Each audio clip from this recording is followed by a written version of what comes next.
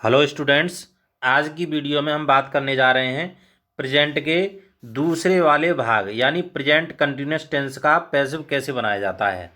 Present continuous tense को present progressive tense भी कहा जाता है, प्रेजेंट इम्परफेक्ट टेंस भी कहा जाता है। इनके ये अन्य नाम हैं। तो सबसे पहले पैसिव बनाते समय हमें यह पता होना चाहिए कि प्रेजेंट कंटिन्यूस टेंस को पहचाना कैसे जाता है।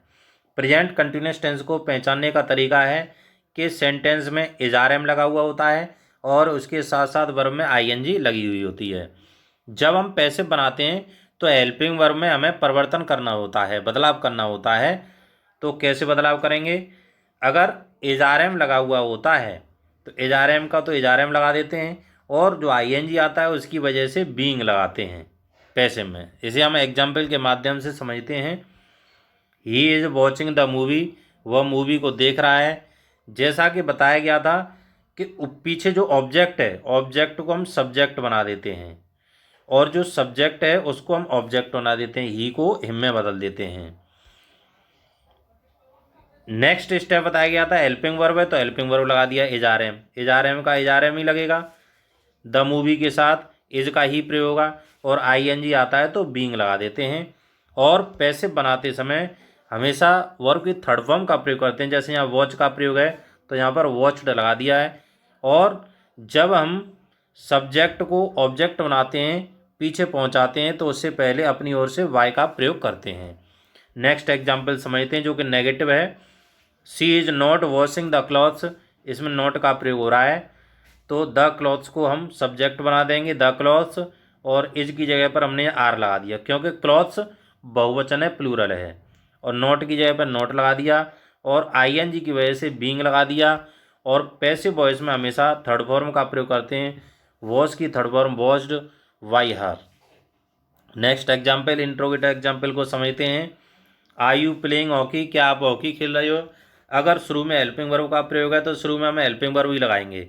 यहाँ पर आर का प्रयोग है, यहाँ पर इज लगाया है क्योंकि हॉकी के अनुसार हमें लगाना है, इज का प्रयोग करेंगे।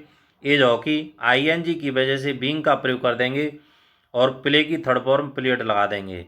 और यहाँ पर हम देख रहे हैं कि सब्जेक्ट को ऑब्जेक्ट बनाते हैं तो उससे पहले अपनी ओर से बाई का प्रयोग करते हैं। अब नेक्स्ट एग्जाम्पल समझते हैं हु का। अगर कोई भी सेंटेंस हु से स्टार्ट होता है तो जैसा कि वीडियो पार्ट फर्स्ट में ही बताया गया था, पैसिव वॉइस की वीडियो पार्ट फर्स्ट में, कि हु के स्थान पर बाई हुम लगा देते हैं, बाई हुम। और यहाँ पर हमने आर का प्रयोग किया, यहाँ पर इज का प्रयोग है क्योंकि पीछे ऑब्जेक्ट को हमने सब्जेक्ट बनाया तो इस सब्जेक्ट के अनुसार यू के साथ में आर का प्रयोग करेंगे। बाई हुम, आर यू। जब आईएनजी आता है तो बीइंग लगा देते हैं। और थर्ड फॉर्म तो हमेशा लगाते ही लगाते हैं, जैसे एब्यूज की थर्ड फॉर्म एब्यूज। पीछे क्वेश्चन मार्क है तो हमें क्वेश्चन मार्क ही लगाना पड़ेगा, क्वेश्चन मार्क नहीं लगाया तो गलत हो जाएगा। जब हम पैसिव वॉइस बनाते हैं तो 8 भागों में यही नियम रहता है कि सब्जेक्ट को ऑब्जेक्ट बना देते हैं और ऑब्जेक्ट को सब्जेक्ट बना देते हैं। केवल एक ही अंतर होता है कि यहाँ पर जो हेल्पिंग वर्ब है उस हेल्पिंग वर्ब को चेंज करके लिखना होता है। जैसे कि यहाँ पर इज़ारएम का प्रयोग है तो यहाँ पर बीइंग और लगा दिया। तो आगे हम 8 भागों को एक दृष्टि में लिखते हैं, एक ही निगाह में, और सभी को आप आसानी से समझ लेंगे। एक ही दृष्टि के माध्यम से आप उन 8 भागों के बारे में जानकारी ले सकेंगे जो कि बहुत ही अत्यंत आवश्यक हैं। जैसा कि हम सभी जानते हैं कि टेंस के 12 भाग होते हैं, टोटल 12 भाग होते हैं। और यहाँ पर जो 12 भाग हैं, टेंस के 12 भागों में से केवल 8 भागों की पैसिव वॉइस बनते हैं, उन्हें एक दृष्टि में लिखते हैं। प्रेजेंट टेंस के बारे में समझते हैं। प्रेजेंट के पहले वाले भाग का पैसिव बनता है, दूसरे का बनता है, तीसरे का बनता है, लेकिन चौथे वाले भाग का पैसिव नहीं बनता है। चाहे प्रेजेंट का चौथा हो, चाहे पास्ट का चौथा हो, चाहे फ्यूचर का, चौथे वाले भाग का पैसिव नहीं बनता है। तो प्रेजेंट का पहला वाला भाग है present indefinite tense. Present indefinite tense को हम पहचानते हैं, सेंटेंस में या तो डू होता है या डज होता है या वर्ब के साथ एस है यस या वर्ब की फर्स्ट फॉर्म होती है। तो पैसिव बनाते समय उसमें इज़ारएम लगाते हैं। नेक्स्ट एग्जाम्पल, नेक्स्ट वो है प्रेजेंट का दूसरा वाला भाग है present continuous tense. Present continuous जो कि अभी बताया जा रहा था कि वाक्य में इज आर एम और आईएनजी लगी होती है तो इज आर एम बीइंग का प्रयोग कर देते हैं। अगर किसी भी सेंटेंस में हैज़ या हैव का प्रयोग है, थर्ड फॉर्म लगी हुई है, तो उसमें हैज़ बीन हैव बीन का प्रयोग कर देते हैं।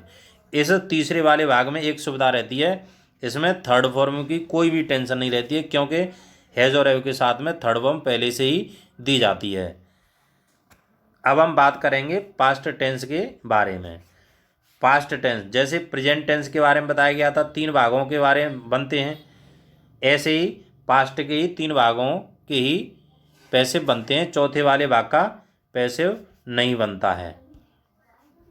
तो पहला वाला भाग होता है पास्ट का पास्ट इंडेफिनिट टेंस, जिसे हम पहचानते हैं डिड से या सेकंड फॉर्म से। अगर वाक्य में डिड या सेकंड फॉर्म आता है तो वॉज या वर लगा देते हैं। केवल हेल्पिंग वर्ब का ही अंतर होता है, बाकी सब नियम यही होते हैं कि सब्जेक्ट को ऑब्जेक्ट और ऑब्जेक्ट को सब्जेक्ट। केवल हेल्पिंग वर्ब में ही बदलाव करना होता है, जिन्हें अभी हम एक निगाह में देख रहे हैं। अगर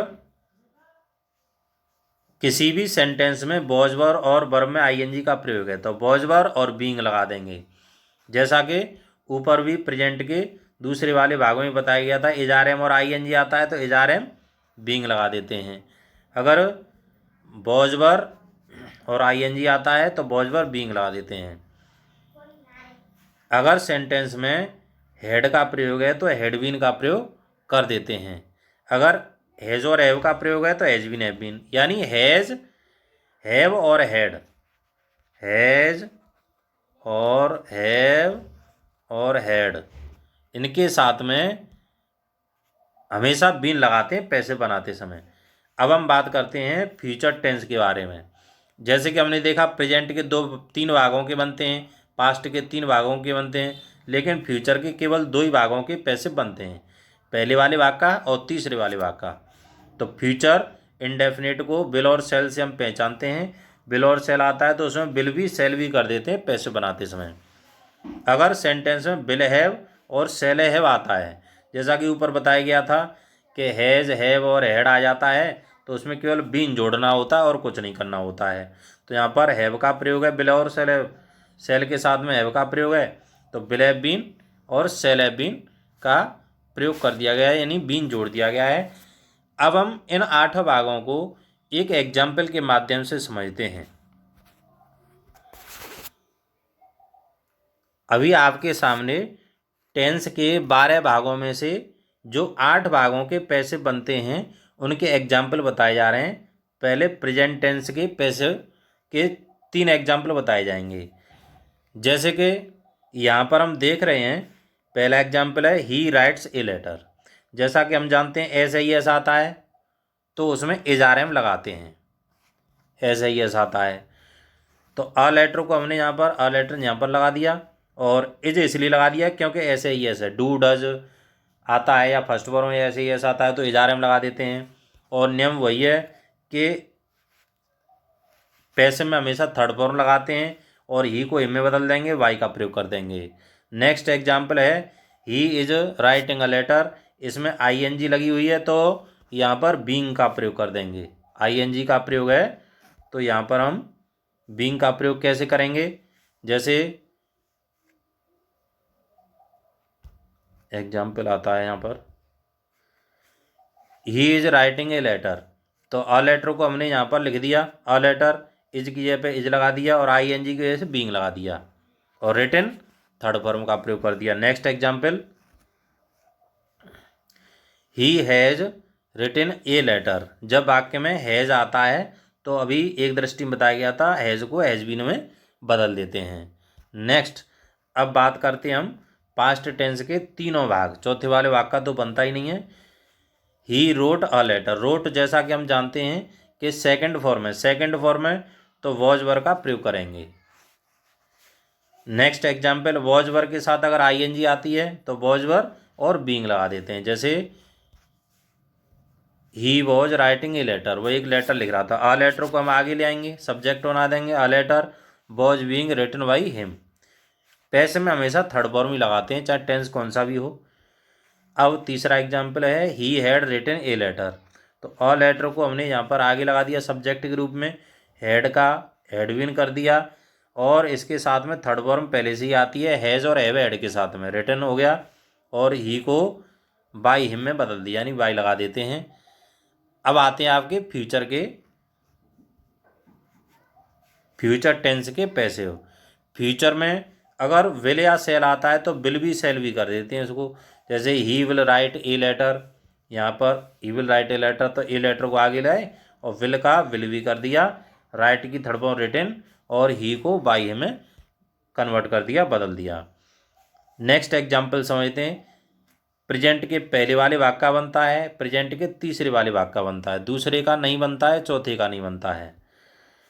ही will have written a letter, यहाँ पर विल हैव का प्रयोग है। जब विल हैव आता है तो विल हैव बीन, हैज और हैव वाले वाक्यों में बीन जोड़ देते हैं। अभी हमने यहाँ पर 12 भागों में से जो 8 भाग बनते हैं, उन 8 भागों के बारे में चर्चा की। ये जो पैसिव वॉइस हैं विभिन्न प्रकार की क्लासेस के लिए उपयोगी हैं, चाहे class 9th 10th 11th 12th, या अब हम ये बात करना चाह रहे हैं कि ये कंपटीशन की परीक्षा में किस तरीके से आते हैं। वो तो रिटन का मैटर हो गया, लेकिन जब ऑब्जेक्टिव टाइप आते हैं, जैसे एक क्वेश्चन दे दिया गया यहाँ पर और उसके नीचे 4 ऑप्शन दिए गए हैं, अब हमें ये बताना इन 4 ऑप्शनों में से कौन सा सही है। तो कंपटीशन में कैसे पहचानते हैं, बड़ी आसानी से एक छोटी सी ट्रिक के द्वारा मैं आपको बता रहा हूँ, जो कि एयरफोर्स, ये टेट परीक्षा में, सुपर टेट की परीक्षा में और अन्य विभिन्न प्रकार की प्रतियोगी परीक्षा में आते हैं। तो आइए हम चलते हैं कैसे हम पहचानते हैं इन 4 ऑप्शनों को। हमें केवल एक बात का ध्यान रखना होता है कि अगर कोई भी क्वेश्चन लिखा हुआ है, जैसे Ravindra has written a letter, तो हमें ये नहीं देखना है कि सब्जेक्ट क्या है, ऑब्जेक्ट क्या है, ज़्यादा देखने की ज़रूरत नहीं है। कंपटीशन की परीक्षा में केवल एक बात पर नज़र डालनी है कि सेंटेंस में हेल्पिंग वर्ब कौन सी लगी हुई है। तो यहाँ पर हैज़ का प्रयोग है, यहाँ पर हमें हैज़ का प्रयोग दिखाई दे रहा है। तो हमने ऊपर अभी सीखा कि जिन वाक्यों में हैज़ हैव हैड आता है, तो हमें कोई ऐसा ऑप्शन देखना है जिसमें बीन लगा हुआ हो। तो बीन तो किस है में लगा हुआ है, इसमें ही लगा हुआ है, हैज़ बीन, और किसी में तो है नहीं है। तो यही हमारा आंसर हो गया और आगे पढ़ने की ज़रूरत ही नहीं है। नेक्स्ट एग्जाम्पल को हम समझते हैं। जैसे यहाँ पर लिखा हुआ है, जैसे एग्जाम्पल सेकंड है। अब हम इसको कैसे पहचानेंगे कि इसका आंसर क्या है। जैसे रहमत वॉज ईटिंग अ मैंगो, अब हम कैसे पता करेंगे कि इसका आंसर क्या होगा 4 ऑप्शन में से। बस हमें ऑप्शन देखना है वॉज वर और आईएनजी। जब वॉज वर आईएनजी आता है तो हमें कोई एक ऐसा ऑप्शन देखना है जिसमें वॉज वर और बीइंग का प्रयोग हो, क्योंकि अभी हमने पढ़ा कि आईएनजी आता है तो उसमें बीइंग लगा देते हैं। तो बीइंग यहाँ पर भी हमें दिखाई दे रहा है, लेकिन हैज़ लगा हुआ है, तो इसलिए ऑप्शन ये गलत हो गया। बी वाले में इसमें बीइंग है नहीं है, इसमें बीइंग है नहीं है, बीइंग का प्रयोग इसमें और वॉज वर के साथ वॉज वर लगाते हैं। आंसर नंबर ये 4th आंसर सही हो जाएगा। नेक्स्ट एग्जाम्पल को समझते हैं। केवल 4 एग्जाम्पल ऐसे ही बता रहा हूँ जिससे कि आसानी से समझ सकें कि कंपटीशन में कैसे सॉल्व करते हैं। नेक्स्ट एग्जाम्पल है she did not right these letters. बस इसमें हमें देखना है डिड का प्रयोग है, तो वॉज वर कहाँ पे लगा हुआ है, यहीं पर लगा हुआ है और किसी ऑप्शन में नहीं है। इसमें वॉज वर है नहीं है, इसमें वॉज वर है नहीं है, इसमें है नहीं है, इसी में है, अतः हमारा ये आंसर हो गया। Next example they will have solved your problem. बस हमें देखना है कि विल हैव लगा हुआ है, तो विल हैव बीन कहाँ पर है, विल हैव बीन देखेंगे। विल हैव बीन हमें केवल इसी ऑप्शन में हमें दिखाई दे रहा है, चौथे वाले ऑप्शन में तो हमें विल हैव बीइंग दिखाई दे रहा है, जो कि गलत है। अतः विल हैव को विल हैव बीन में कन्वर्ट कर देते हैं, तो हमारा आंसर ये हुआ। केवल आंखों से देख करके सॉल्व करने की ज़रूरत नहीं है, केवल आंखों से देख करके हेल्पिंग वर्ब को देख करके ही हम आसानी से पहचान सकते हैं कि 4 ऑप्शनों में से कौन सा ऑप्शन सही है। अभी आपके सामने 10 एग्जाम्पल दिए जा रहे हैं, जो कि 8 भाग जो पढ़ाए गए हैं उन्हीं में से हैं। केवल इनमें से एक लास्ट एग्जाम्पल जिसमें कि कैन लगा हुआ है, वह एग्जाम्पल 8 भागों में शामिल नहीं है।